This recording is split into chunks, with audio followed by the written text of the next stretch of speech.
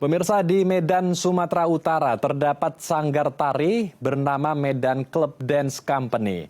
Sanggar yang digagas oleh seorang penari bernama Muhammad Nursyam ini tampil untuk memperkenalkan tarian Nusantara tidak hanya di kancah nasional, di Asia Tenggara, bahkan hingga ke India.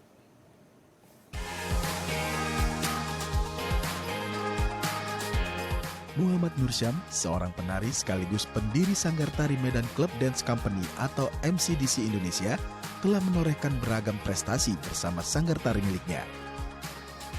Tidak hanya di Indonesia, Mancu, sapaan akrab pria kelahiran Belawan Sumatera Utara ini, mampu memperkenalkan tari hingga ke India dan tampil di Jawaharlal Nehru University di New Delhi pada tahun 2015 silam.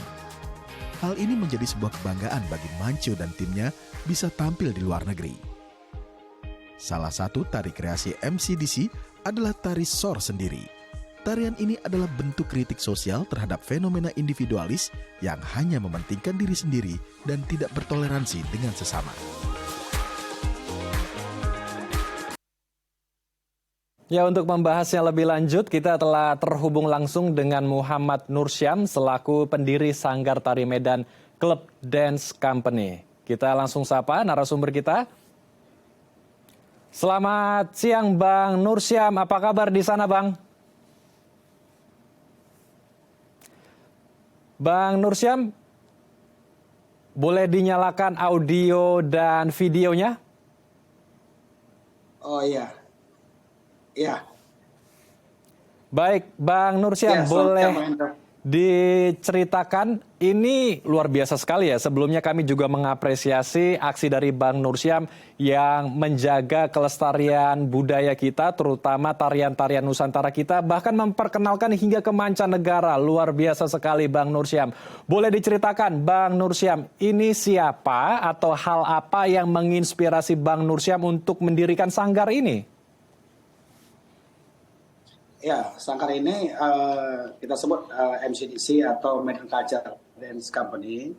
Ini saya dirikan sebenarnya karena keresahan melihat keadaan kesenian, terutama tari di Kota Medan khususnya. Saat itu kita melihat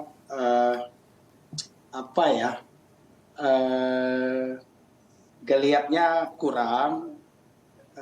Kemudian sampai hari ini juga ada beberapa sanggar-sanggar yang dibina langsung. Satu sanggar dibina langsung oleh pemerintah daerah dan yang menurut saya itu sebenarnya tidak bagus. Nah, itulah awalnya saya coba mendirikan Sanggar MCDC Indonesia ini lebih kepada keresahan sebenarnya. Baik, jadi berawal dari keresahan anak-anak muda kita yang kurang menyukai adat dan budaya Indonesia ya Bang. Untuk itu Bang Nursyam tergerak untuk menjaga budaya kita ini.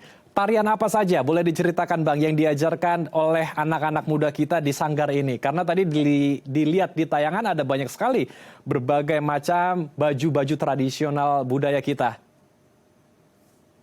Ya, sebenarnya dari namanya kan Medan Culture Dance Company, artinya budaya atau culture yang ada di Sumatera Utara, di Medan khususnya. Jadi semua tarian, baik tradisional, kalau tradisional tuh Nusantara, dari Sabang sampai Merauke, kemudian tari-tari yang lain, misalnya kontemporer, modern, apa saja sebenarnya. Karena niat kita ini kan mengajarkan tari secara keseluruhan pada anak-anak muda. Karena pada akhirnya saya melihat pengalaman mengajarkan perlu satu strategi untuk mengajak anak-anak muda mencintai budaya sendiri. Nah, jadi saya seperti macam menjemput bola. Jadi ketika dia suka tari, misalnya nih, dia suka tari modern, pelan-pelan kita kondisikan, kita ajari tari sesuai dengan jiwanya, kemudian kita matchingkan dengan tari daerah yang sama karakternya. Nah, pelan-pelan dia akan menyukai tari daerah itu. Jadi memang perlu strategi.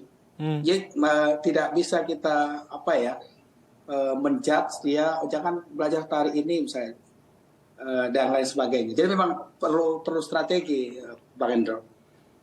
Baik, jadi ada pendekatan khusus agar anak-anak muda mau belajar tarian tradisional ya, karena tadi yang seperti sudah dijelaskan oleh Bang Nursyam, anak-anak muda kita lebih suka budaya zaman now nih, tari-tarian budaya luar ya, mulai dari tari-tarian dari Korea misalkan, banyak sekali anak-anak muda kita yang menyukai K-pop, J-pop, bahkan R&B dan lain sebagainya. Apa tarian yang kira-kira pertama kali diajarkan kepada anak-anak muda kita dan di mix and match-kan dengan tarian modern, Bang? Karena ini mungkin bisa buat insight baru juga untuk edukasi sanggar-sanggar di luar sana agar bisa menarik anak-anak muda kita belajar tarian dari Nusantara kita. Ya. Kalau di kita pertama sekali kita ajari memang mengenal tubuh, kemudian teknik geraknya, kemudian baru kita masuk ke tari-tari yang dengan terpetik apa yang mereka sukai. Biasanya kita tahu tuh karakternya apa gitu. Baru kita pelan-pelan masukkan mereka ke etnis. Jadi kalau ini remaja ini memang dia suka yang dinamis, dari mungkin dia suka yang K-pop, kita arahkan dia nanti matchingkan sama tari Minang misalnya. Minang kan sangat dinamis. Kalau dia memang lebih kepada tari-tari yang lebih ke dalam, dari waktu kita belajar ajari tari kontemporer, nah ini kita arahkan ke tari-tari yang lebih inner ke dalam tuh, Toba misalnya. Jadi memang sekali lagi memang perlu tahu karakter anak ini. Karena tiap anak berbeda, tapi tetap arahnya itu bagaimana mereka paling tidak mengenal tari tradisional yang akhirnya mereka mencintai. Jadi memang perlu perlahan-lahan, dan ini tidak mudah, memang perlu waktu. Ya, jadi memang butuh proses ya agar anak-anak bisa menyukai tari-tarian tradisional kita. Tetapi ketika tari-tarian tradisional digabungkan, di mix and match-kan dengan tarian yang kekinian, apakah tidak menghilangkan filosofi tari-tarian tradisional kita? Karena kan biasanya tari-tarian tradisional kental dengan budaya, ada makna dan filosofi yang terkandung di dalamnya, Bang Nursyam.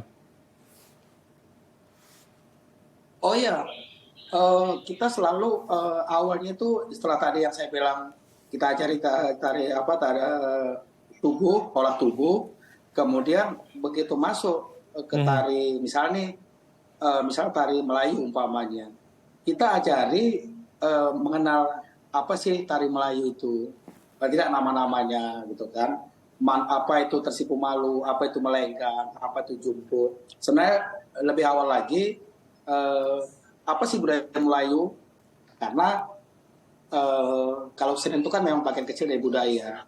Nah itu kita ajari sehingga mereka paham, lebih mudah sebenarnya, lebih mudah masuk ke kesenian kalau kita belajar budayaannya. Jadi tapi tentu dengan bahasa-bahasa yang tidak rumit kepada mereka. Jadi ketika mereka menarikan, ini gongnya. Begitu mereka nanti nari Melayu, itu yang hadir itu Melayu. Begitu mereka tari Batak, yang hadir itu Bataknya gitu loh. Yang hari-hari ini kita melihat itu makin terkikis.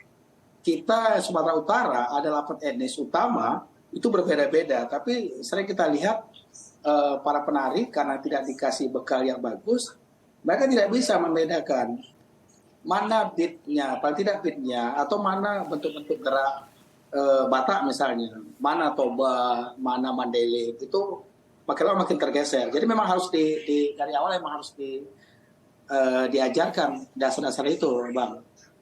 Baik, ini menarik sekali ya. Dan yang lebih menarik lagi, Sanggar Tari ini MCDC juga memperkenalkan tarian budaya kita bukan hanya di Indonesia, karena sudah memperkenalkan juga hingga mancanegara.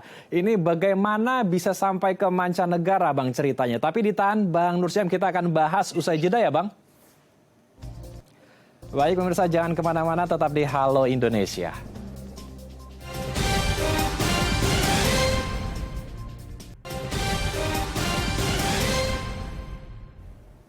Terima kasih pemirsa, Anda masih bersama kami di Halo Indonesia. Kita akan lanjutkan diskusi hangat kita bersama dengan Bang Nur Syam, pendiri Sanggar Tari Medan Club Dance Company atau MCDC.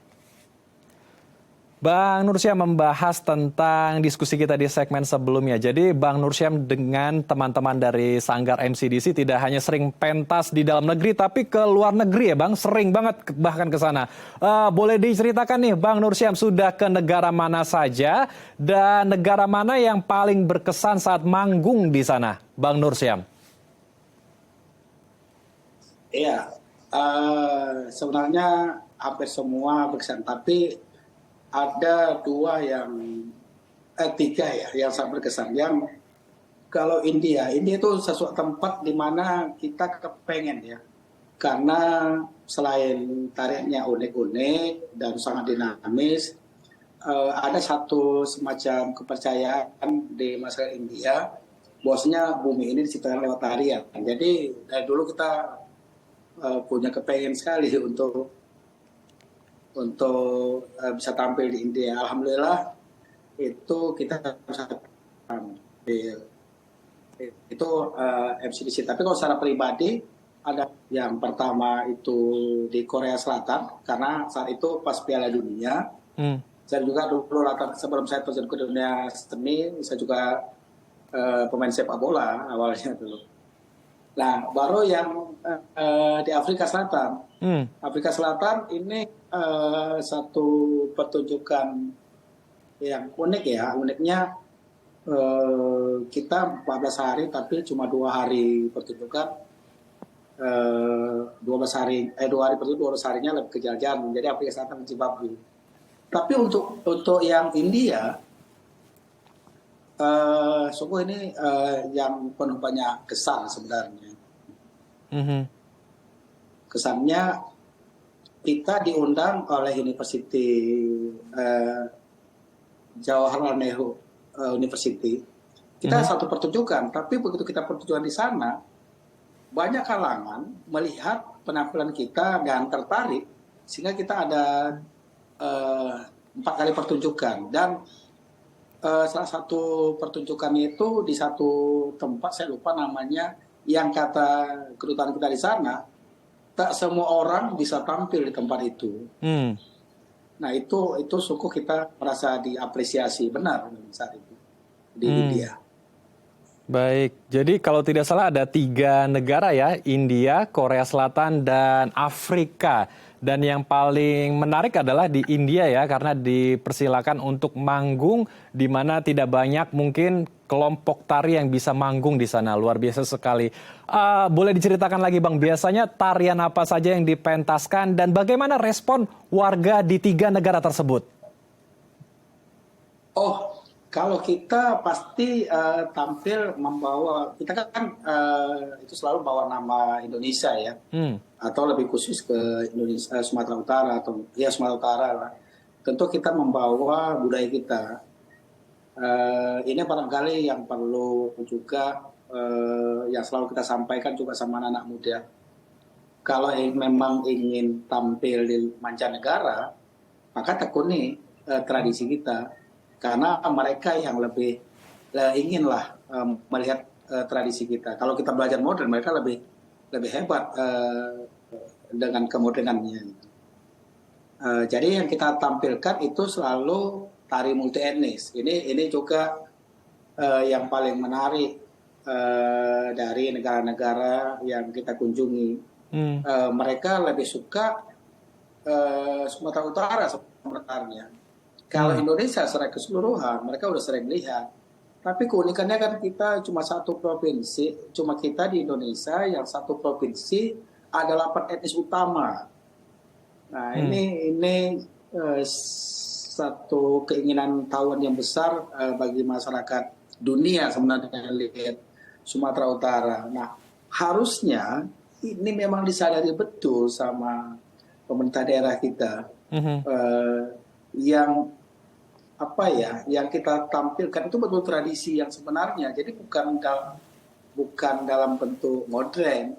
Kalau kemasan ya silakan. Kemasan itu kan memang secara koreografi kan kita memang harus mengemas sehingga menarik untuk ditonton. Tapi tradisi itu memang yang selalu ditunggu-tunggu sama masyarakat dunia. Itu yang makanya itu yang selalu kita tampilkan. Selalu kita tampilkan itu tari Sumatera Utara, khususnya 8 etnis utama. Jadi spesifiknya Itu, adalah Bang Andre. tarian dari daerah Sumatera Utara ya, karena mungkin tarian ini yang lebih etnik lagi ketika ditampilkan di panggung ya. Terakhir, Bang Nursyam, apa harapan Bang Nursyam dengan aksi Bang Nursyam memperkenalkan budaya kita, tarian kita ke mancanegara dan juga mengajak anak-anak muda kita untuk mencintai lagi tarian tradisional kita. Apa harapan Bang Nursyam? Ya, harapan terbesarnya adalah ini mengenalkan budaya Indonesia, mengajak anak muda untuk mencintai budaya kita itu bukan kerja mudah dan tidak bisa sendiri. Ini harus satu apa ya, seniman, pemerintah sebagai stakeholder dan itu terutama itu penting sekali. Maksud saya begini, kita berperan pada wilayah masing-masing. Pemerintah sebagai yang mengayomi, yang memberi fasilitasi itu pas. Tapi seniman sebagai yang paling dengan tanda petik lah paling mengerti kebutuhan itu memang harus. Jadi kita berkolaborasi, nggak bisa seni sendiri. Dan yang paling utama, kan ini udah puluhan tahun masih terjadi praktek ini, itu pemerintah daerah tidak boleh ada punya satu sanggar, karena itu akan mematikan semua, sehingga apa yang dilakukan juga percuma. Bayangkan anak-anak muda yang mencintai tradisinya, belajar sungguh-sungguh bulanan, tahunan, tapi mereka tidak ada ruang ekspresi untuk menampilkan ke luar negeri misalnya. Karena yang mereka luar negeri hanya sanggar tertentu misalnya. Nah, kami di MCDC kebetulan dapat kesempatan yang punya hubungan langsung. Jadi mungkin agak berbeda. Begitu Bang Henry. Jadi harus kerja bersama. Termasuk yang KITP lakukan hari ini, memberi ruang pada saya untuk menginformasikan ini. Ini salah satu yang bagian dari kerja bersama ini sebenarnya. Baik, kita harapkan semua sektor bisa bersatu padu, berkolaborasi juga antara pemerintah, seniman, dan generasi muda kita ya, untuk bisa menjaga dan melestarikan budaya kita tercinta. Terima kasih Bang Nursyam telah bergabung dan berbagi bersama kami di Halo Indonesia. Salam sehat Bang Nursyam, selamat kembali beraktivitas. Ya, terima kasih Bang Andre. Terima kasih. Baik pemirsa, usai jeda kami masih memiliki berbagai informasi menarik dan inspiratif lainnya. Tetap bersama kami di Halo Indonesia.